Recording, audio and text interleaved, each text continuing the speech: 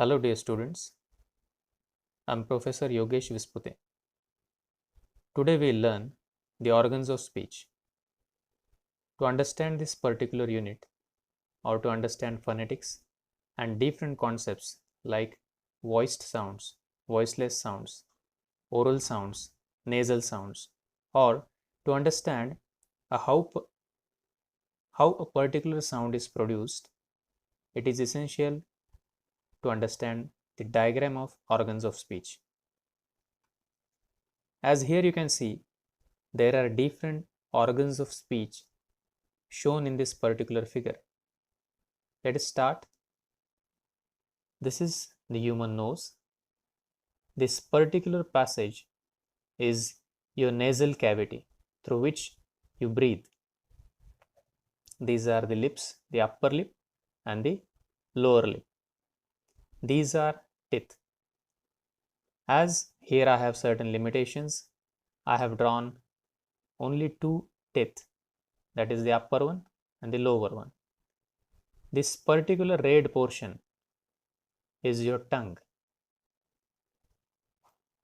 Here at this portion, you have the vocal folds.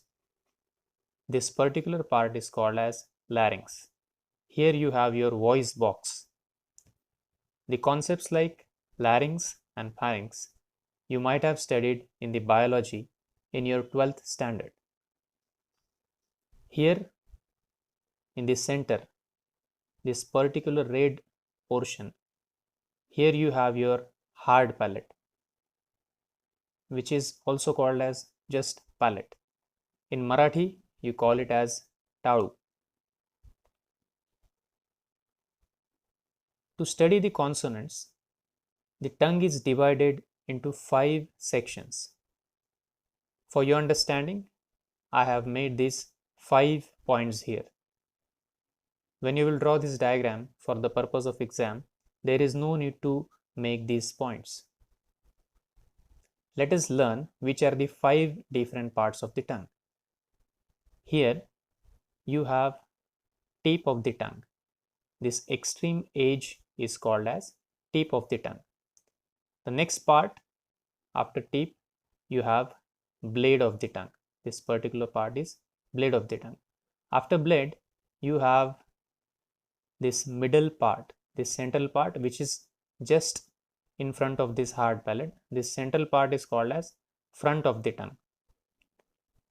After front, you have back of the tongue. Here, this part is back of the tongue, and this part from where there is the beginning of your tongue, it is called as root of the tongue. This is epiglottis. This part, which is behind the upper front teeth, is called as alveolar ridge.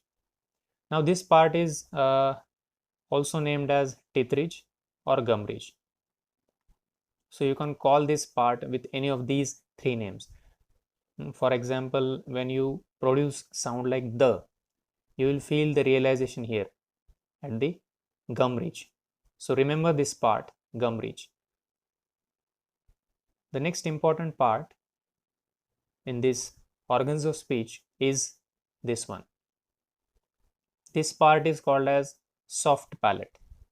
This part is soft palate, and this particular position is the raised position of the soft palate.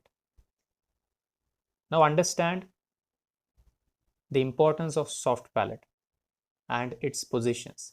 This part is flexible and movable part. So this raised position is there, which makes the oral sounds. Let us understand how. Now when the soft palate is raised, you can see there is no space for the air to go through the nasal cavity. This is soft palate, it is raised, due to which there is a block in the nasal cavity and the air will pass from this oral passage and we will get the oral sound. Let us see the second position of the soft palate. This is the second position of the soft palate. See, this position is lowered. Now the soft palate is lowered. As you can see, the soft palate is lowered, this oral passage is closed, and there is no space for air to pass through the oral passage. So here in this case, when the soft palate is lowered, oral passage is closed and the air will pass through the nasal cavity and we will get the nasal sound. So these are the two positions of this soft palate which decides whether the sound will be oral or nasal. I hope you have understood the different organs of speech. Thank you.